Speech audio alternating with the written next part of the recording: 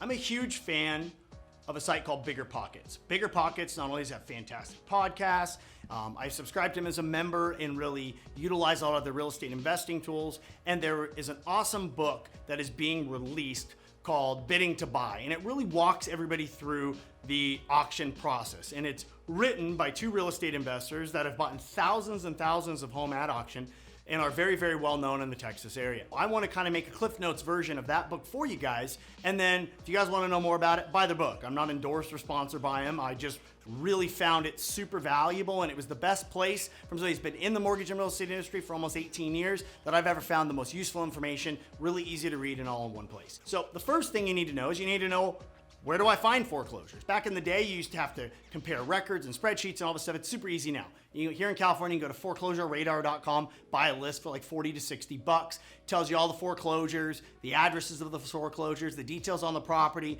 and when it's going to be coming to auction and when it's scheduled to go to auction. Mark all the properties that fit your criteria, and you're going to want to do a drive-by. Well, what happens is, and it's been very well known, that sometimes people go to auction, they don't actually drive by these properties, they go to the property and the property's burned down. Or the property is just absolutely destroyed against all recognition. Talk to the neighbors. They can give you great information, whether there's a tenant in there, whether the owner's in there, what it looks like inside, because mind you, you're not getting to go inside of the house. So you can't see the house. You guys buy this house without ever going inside of it, right?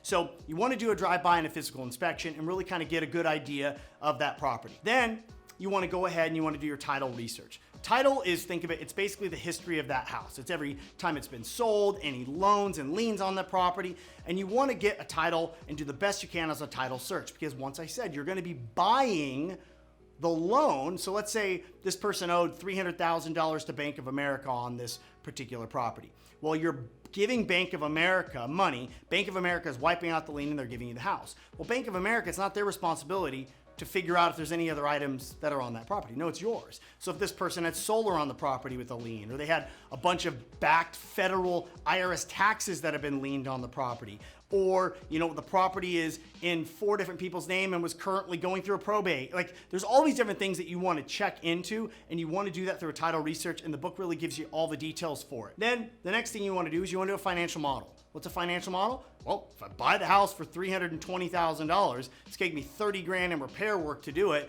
It's going to cost me $20,000 in commissions and closing costs to sell it, and I'm going to only sell it for 400 grand. Shoot, I'm only making 10 grand doing all that work.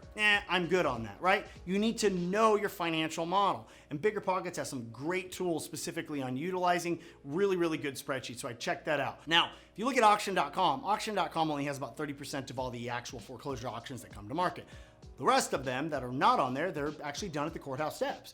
I've gone to one before, and it's a crazy process. You have a bunch of people that show up, and they show up with a list or their laptops and pull up all the properties that they are interested in bidding on, the property addresses, the research they've done, and you have a bidder that stands outside and basically will say, next up to bid, and we'll, list out the APN number and the address, starting bid, and they'll say whatever the loan was on that property. Say it was a $300,000 loan with Bank of America. Say it was like 7 grand in attorney fees, $307,001. So they usually do like $1 or 1 penny over that amount and starting that bid. And then you, just like an auction, and other people can bid it up that price, right? And then what you have to do here in at least California is when you buy that at auction, so say you're the winning bid, you got to give them that money right then and there.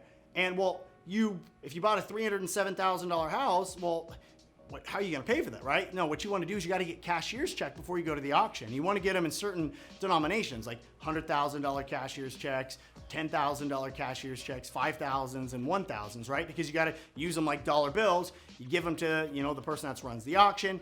And then, in a couple weeks, you get that deed of trust and title that home mailed to you that you can then start going through that process. So that's everything in a very quick nutshell. I wanted to walk you through. Definitely recommend bidding to buy on biggerpockets.com. Check it out. Unbelievable read. Any other questions you have, drop them in the comment sections below and I'll get right to them.